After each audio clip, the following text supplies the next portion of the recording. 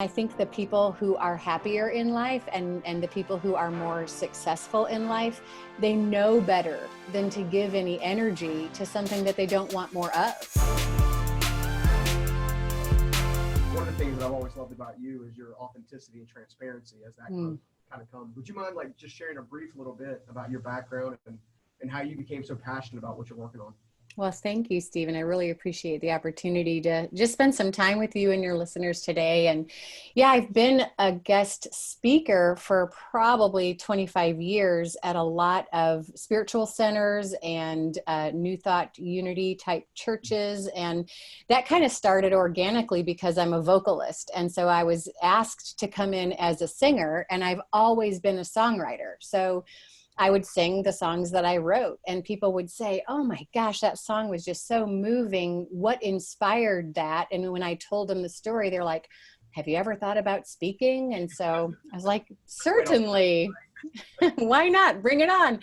And so I would say that really has been my passion, is to, if I can ever combine like a keynote concert, it's so incredible because I think music kind of bypasses the thinking mind. People aren't so much judging, do I believe this or not? They're just kind of listening and taking it in. And so I think messages can move people in different ways when it's a song. Yeah, for sure. Absolutely. So, you mentioned, some of the experiences maybe that you kind of walked through. One of the things that I've taken just in working with you and kind of getting to know you a lot is, you have this passion about helping people not repeat the same bad behaviors or same bad steps or hitting the wall, if you will. How have you been able to help people transition from that place of hitting walls? What are some of the things that you use? I mean, a lot of our listeners, stuck to unstoppable. Many of them are stuck, frustrated, overwhelmed. They're disheartened and all kinds of other things. So I know they're going to resonate. So what are some techniques you're using? Well, I honestly think that this idea of hitting the same mistakes over and over again really has a spiritual foundation. It's like they may feel like different lessons, but it's really the same lesson in clever, different, or not so cleverly disguised different appearances. But you get that same feeling like, why is this happening to me again? I thought I've already worked through this. And so when you have something that is appearing and it feels similar, it's a really good, I would say, signal for you to kind of say, what is it that I need to work on? And so I'm a really avid student of the Course in Miracles. And I think that the Course in Miracles is trying to help us retrain the way we think, to be able to see that what it is that's happening in my life is actually a mirror to what's going on in my mind. And so if things are approaching that I feel are kind of pushing my buttons, or I'm kind of railing against, or it really upsets me and triggers me, I need to kind of go within and say, why do I even have a button that is pushable? Like, why is this something that keeps triggering me? And what if we could have that perception that this is really a gift? It's a gift to show me that there is something in me in need of healing, or it wouldn't be pushing my buttons, right? And so to kind of see that as an opportunity to do some work so that you can move on and not have to repeat that lesson over and over again. So when I work with clients for spiritual breakthrough coaching, I help them recognize patterns. I help them know what to look for, and then helping them grow their awareness so that creates a space and allows them to make a more intentional decision.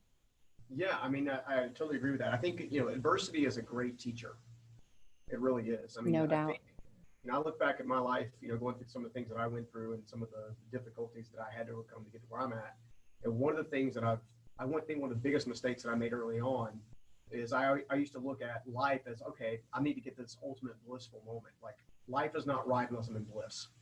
And the reality is adversity is what tells you that there is the patterns, right? The behavior systems, the thoughts, the actions, and things that goes into that. And would you say that it has to do a lot? Because it seems like to me, I can just speak from my own experience here. There was a lot of my life that was just misaligned.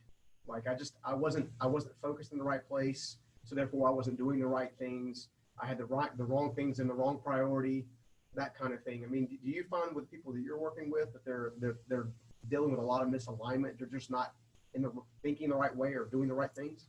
Yeah, and I think you can feel when you're out of alignment. And so what really makes us, I feel like we were made for joy, but it also sets us up for disappointment to think that I should arrive at this time and space where there's only joy, because that's just not reality. And you're right, adversity is the best teacher.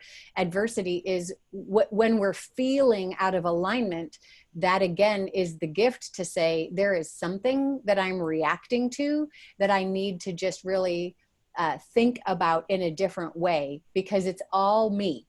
It's only me.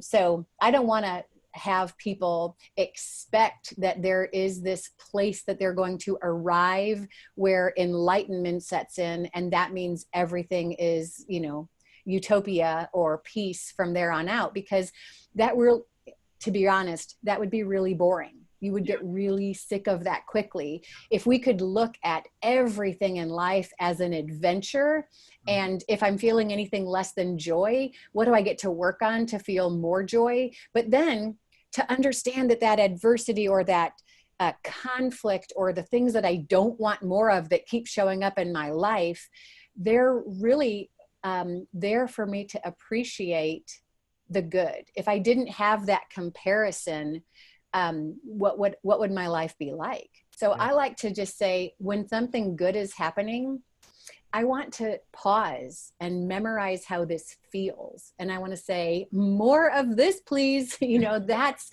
calling it in. And when something is not good, I want to be able to say, okay, I know that good always follows bad, and bad always follows good. Or maybe if we didn't use those labels, let's use it an analogy of breathing. Every exhale is followed by an inhalation. Every inhalation is followed by an exhalation. So in the face of looking at something that I don't want more of, what if I could just have joy in that moment and say, okay, I'm not really liking this, but I know something expansive is going to happen next. So again, going to the spiritual aspect of things, like throwing my hands up to God saying, I can't wait to see what you have in store for me, because it can't get any worse. So I just know something's in the works that's going to be better. And that kind of anticipation and higher vibrational energy is what's going to help you pull out of that anyway. Yeah, for sure. I mean, using that same kind of pivot off the same analogy, or a similar analogy, is they say that darkness is nothing more than the absence of light. Well, you can't appreciate the sun if you've never known darkness, right? So, there is this duality, if you will, of adversity bringing forth more fruit out of you, right? It brings the awareness that you're not aligned. It brings a deeper sense of what I would refer to as a sincere purpose. I think a lot of us have an idea of what we think purpose and significance and identity looks like early on.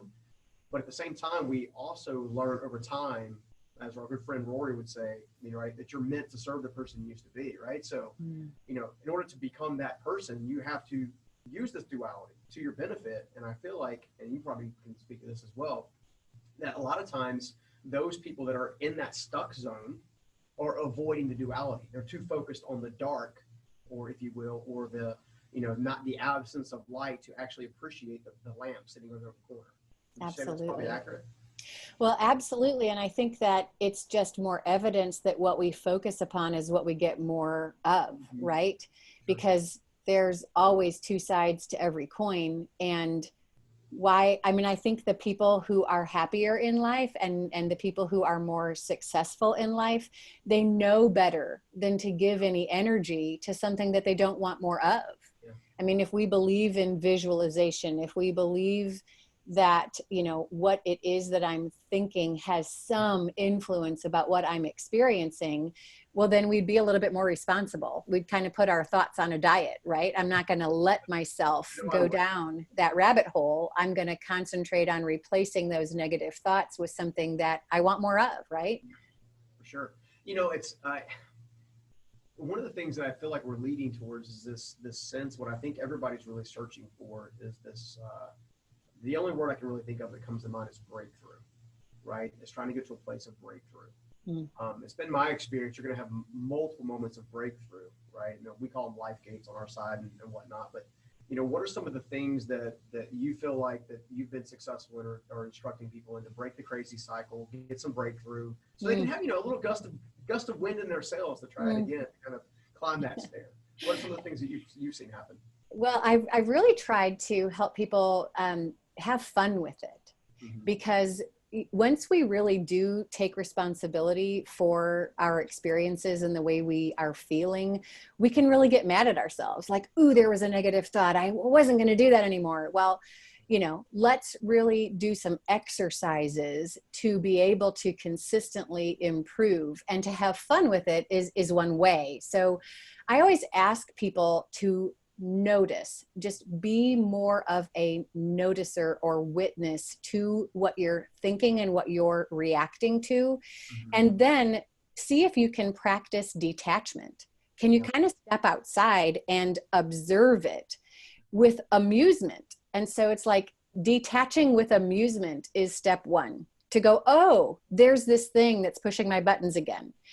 And then step two is to really pull it all the way out and think about it. So reduce it to the ridiculous. Think about, this is that thing that keeps happening that makes me want to really analyze this.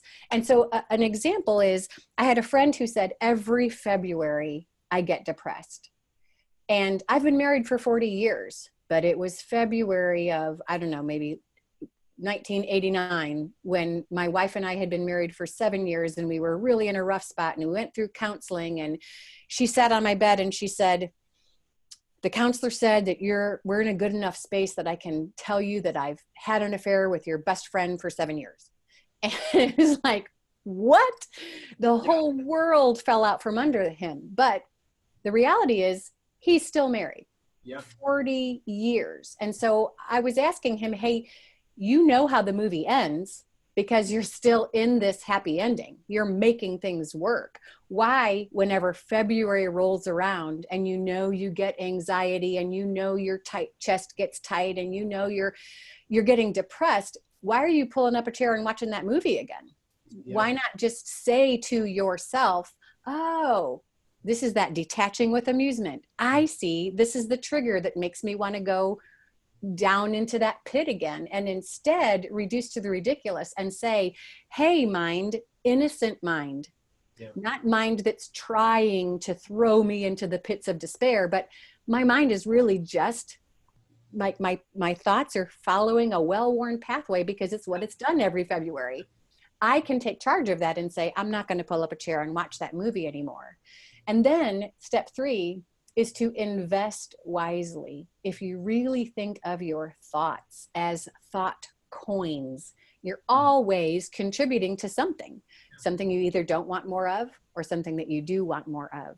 So detach with amusement, reduce to the ridiculous, and invest wisely. Absolutely. I want to go back to your point number two for a second, because it spurred thought in mind. One of the things that we've shared here on this particular show before is, because of neuroplasticity and some of the things that happen in the brain, you can actually rewire your brain past pain. Yeah. Right. It is possible.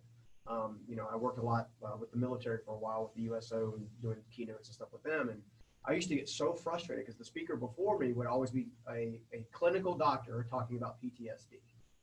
And I used to get so frustrated because here these people were sitting, many of them having symptoms of PTSD from a wide range of, severities, to a place of basically what they're hearing the doctor say is nothing's ever going to change. This is a permanent disorder. And it really fired something up in me, because I was like, man, that is just not true.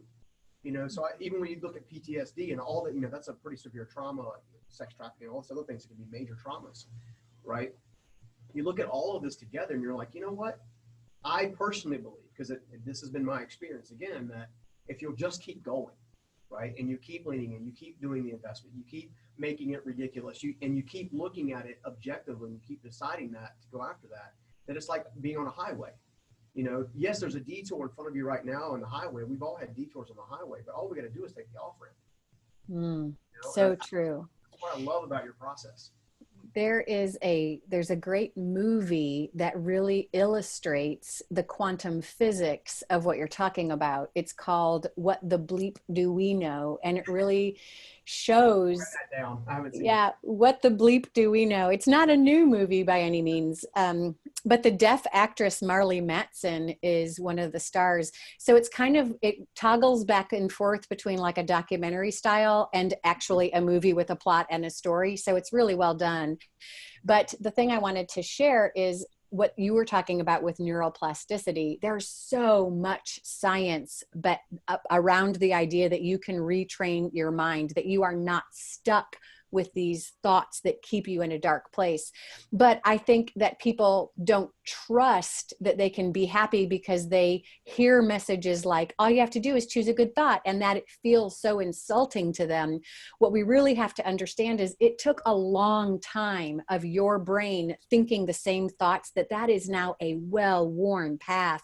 It's not easy to create a new neural pathway. It's like water does not flow upstream. It seeks the path of least resistance, but our brain does the same thing. It's going to think the thoughts that it's always thought because that's the easiest thing for us to do. It takes intentionality to say no over and over again until I can create a new neural pathway. So this movie talks about receptor cells, that when you're young and you're like a child and you're formulating what does love feel like? Well, if you're in an abusive home, your brain is firing thoughts that love feels really bad, and your receptor cells are love feels bad. So that when you grow up, this, what society would call a normal, highly functioning love, doesn't fit. You don't even have the receptor cells for it. But as you open up this space that there could be more, you're retraining your thinking mind, and that kind of receptivity that there could be something more really helps. And this is where I think kind of the spiritual aspect comes in again, is to surrender. I don't know what that looks like. I only have the receptor cells for what I know. I cannot come to this situation from anything other than my Kristenness, right? So I want to surrender this. I want to hand this over to you, Holy Spirit, God, angels, whatever you want to call that, realm of the unseen, because you know it all. You know the Alpha and the Omega. You know what's best for me. So show me how to see this differently, because I can't. I'm just incapable of it. And so anybody who is in really, really dark places, if you can just open up the space to allow, there could be another way. I may not know what it is, but I'm open. That little willingness to open the door to be shown a way, now you're kind of inviting that in. So love that. I mean, what I'm actually hearing you say in a roundabout way in some of the most simplest forms is this pause moment where you're not reacting anymore, but you're responding. Does that resonate pretty well? Is that kind of what you're saying? You absolutely nailed it, because we have these things that push our buttons. We have things that make us go back into the full throes of those emotions or those well-worn pathways in our mind. And it's, again, more noticing. Can I just observe and then create the space for something different? I was on an airplane with a woman who was going to see her mom, and she was really upset about it because her mom had been experiencing this degenerative bone disease, and she was just really kind of crippled and hunched over and not happy. And she said to me, so here's why I have really, really deep conversations on planes. I always say there's no accidents. I'm sitting next to who I'm sitting next to for a reason. Either I have something for them or they have something for me. So God help us get to that quickly, or help me sleep, because it's one or the other, right? So that was what I was saying is, let's get to it. And so she immediately opened up, which is the case most of the time. And she said, I know the reason that my mom is experiencing this kind of level of pain and depth of this disease is because of the hatred she holds. And I remember as a child when that started, it was when her brother married somebody that she did not approve of and thought that she was like robbing her brother of the life she thought he could have. And so I just asked her to tell me more about that. And she said, whenever I see her, all she does is talk about her sister-in-law. And I said, no, you can't change her, but what if you could change what you think might happen? Because you've already projected that when you meet with her, all she's going to do is talk about the sister-in-law. And that may be the truth. That is the evidence that you've had all the way up to this point. But what you could do is just create a space for something else. Yeah. What if you said, this is the time she's really going to see me. We're going to have a conversation. We're going to connect. Mm-hmm. And another thing that you could do is like this mental gymnastics. See her happy. Like, when is the last time you saw her smile? And let's just say that was like at Christmas opening a present, or, you know, a really nice dinner, and you know she's really happy there. Yeah. And then in your mind, introduce this picture of the sister-in-law. Yeah. Then work on seeing her happy. Get the picture of the sister-in-law a little bit closer, seeing her happy, get it a little bit closer until it's the picture of the sister-in-law that is making her happy. Now, she'll never know you did this, but you're creating the space for a new reality. And somewhere out there in the ethers, that is being felt, because thoughts are energy. Prayer works. You're willing to do the mental work for there to be another way. For sure. I mean, you can emotionally make yourself sick. Physically. Oh, yes. You know, I love that story because it kind of reminds me, I was thinking about my own mother. So I've shared on the podcast before that, you know, my mother and father, they had a very difficult upbringings and things of their own that I wasn't aware of. I wasn't privy to it. And I used to find myself so angry and resentful because they missed, you know, huge chunks of my life early on, you know, and I was raised by a lot of surrogate parents and mentors and stuff along the way. And then I bumped into a good friend of mine. In fact, he may actually be in y'all's area, Chris Lacurdo. And he asked me one question. He goes, why do you think you're so angry? Like, why are you so angry with your parents? And I was like, I don't know that I've ever thought about that. And he said, let me ask you to try to consider something. He goes, how do people train parents to be parents? He goes, is it not by they're just doing what they've been illustrated? I'm like, well, yeah, I guess that makes sense. He goes, why don't you consider doing it this way? The next time you see your mother and you want to get angry and you want to be bitter and resentful and stuff like that, it's clearly upsetting you. It's clearly holding you back. It's like you holding onto the grenade, expecting her to explode.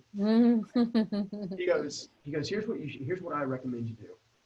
Why don't you go back and ask her what her greatest wound is, when it occurred, and then from that point forward, always look at her as the 8-year-old little girl that was injured with bloody knees who fell down and is just reaching up asking for her daddy. Yay. Amen. I love that. It changed everything. It changed how I perceived grace. It changed how I sought mercy. It changed how I sought forgiveness for myself and for other people.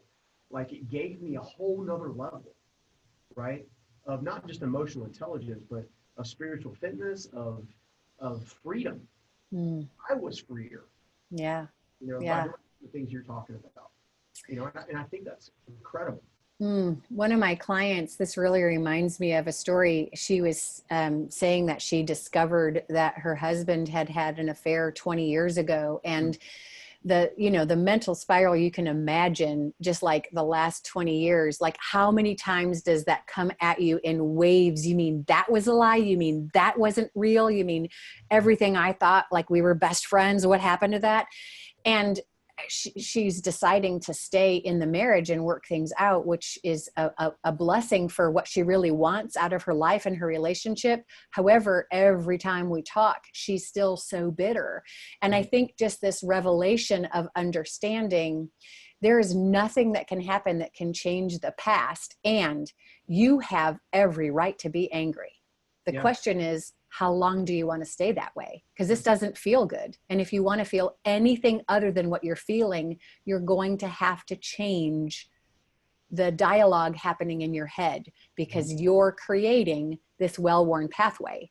Doesn't make it any less true. And I'm not trying to tell you to be an ostrich with your head in the sand.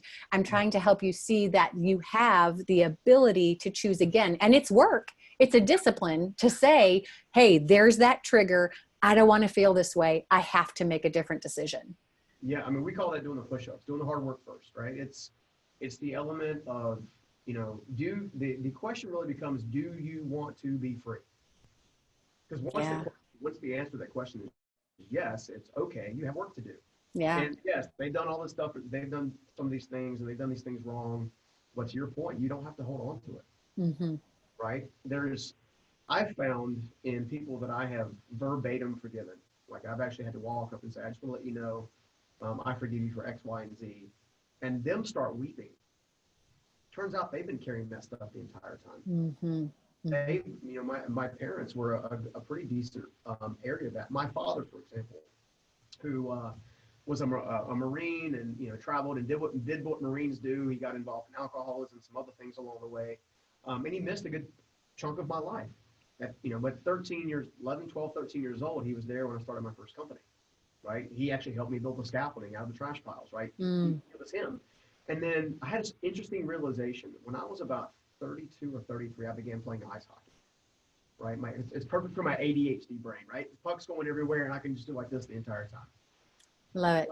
When you play adult league hockey, your games are at 10 o'clock, 11 o'clock, and midnight. My father never missed a single one. Mm. Right? My husband plays hockey, so I can relate. I have to say I miss the midnight ones. Yeah, right. So I don't know. It's been really cool talking to you for sure. If there was like one major thing that you felt like could set a listener free, or something, like a major takeaway, what do you think that would be? I honestly feel like if you could just love yourself more, if you could see that you're worthy of this work, that there's no reason to stay feeling bad, to invite in feeling better, you're worthy of that work. Mm-hmm. And so I remember somebody asking, my mom and my sister and I were super, super close. And somebody asked her, because they saw us laughing hysterically in a restaurant, to the point of causing a scene. And they went up and they asked her, like, how do you have such a close relationship with your daughters? And she said something that I will never forget. She said, she was really contemplative about it, but she said, I honestly feel like I ask myself to let everything I think, let everything I say, let everything I do be out of love. And to me, that is just opening the space to allow. And that's where that guidance comes through. I'm speechless. That's incredibly powerful. Thank I you, mean, Stephen. a little bonus question, if you don't mind. I know we're almost out of time, but it spurred like a jumble in my spirit. When I got a jumble in my spirit, I like to ask a question. What do you think loving yourself, and then I guess kind of side by side, loving someone else well looks like?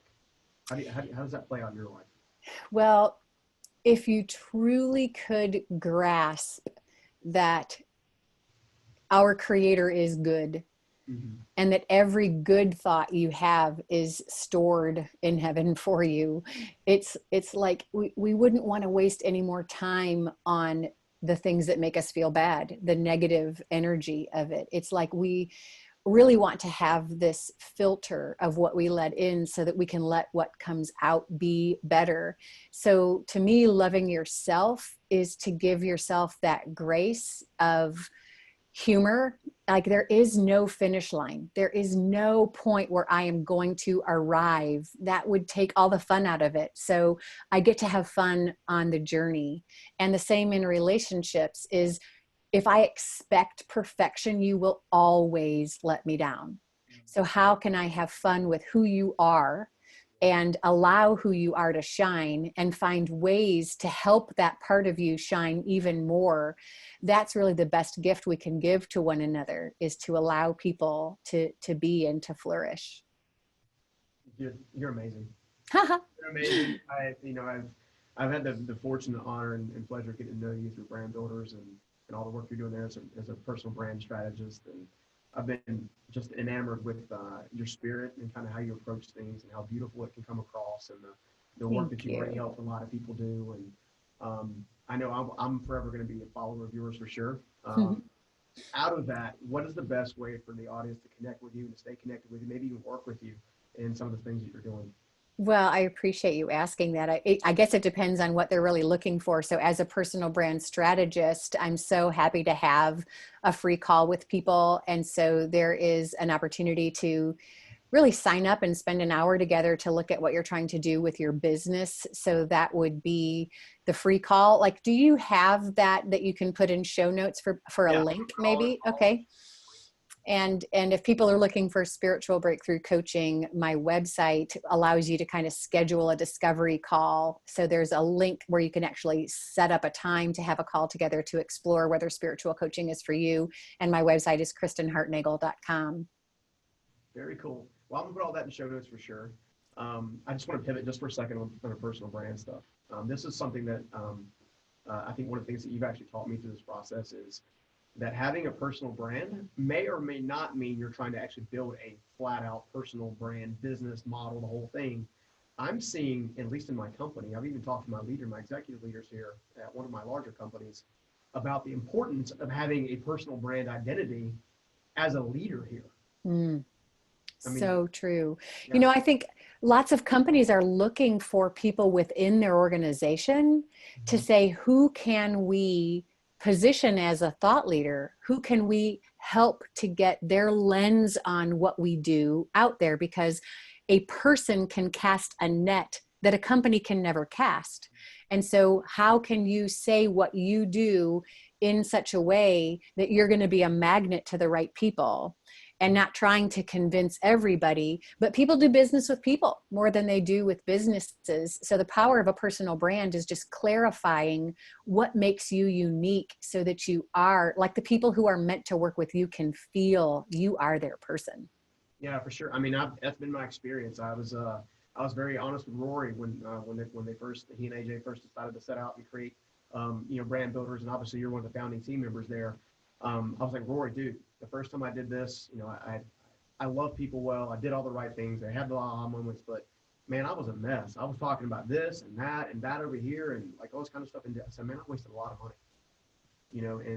and since I've been working with brand builders as an actual client, let alone some of the strategy stuff, I have actually experienced a huge lift in just being clear. Mm. I think my buddy Dave says it's unkind to be unclear, right? So technically, if you're not taking the time, right, to get clear, then you might actually be unkind to the people you're leading and stuff like that. I mean, brand builders has been amazing for me for sure, and that's obviously I've had the luxury of being part of your small group and stuff like that, and actually getting some of your teaching. So whichever way that people decide to connect with you, I know they're going to be blessed for sure. So I really appreciate you coming on the show today and taking some time and walking us through what the spiritual fitness and breakthrough cycle can look like. There are so many like what pillar points, if you want to call them that, or just like one thing takeaways here. There's just way too many. So make sure you listen to this a few times. I'll have my team go and do the show notes and make sure we pull those out for Kristen and you guys. Kristen, thank you again for coming on the show. I really appreciate you big time. Stephen, it's always a delight to spend some time with you. So thanks so much for the opportunity. Awesome. All right, guys, that's it. You know the deal. If you got questions for the show, questions@journeyprinciples.com. If you're looking for a free resource to help you kind of start that breakthrough journey, you can go visit one of Kristen's websites, or you can head over to journeyprinciples.com/resources and take a pick of the litter. Until then, I'll see you again on the next Journey Principles. Take care, guys. Bye. Bye. If you like that interview, I know you're going to like this one, so make sure you check it out. Everybody has a superpower. The problem is people are so focused on wanting to have somebody else's superpower, they never take the time to discover their own.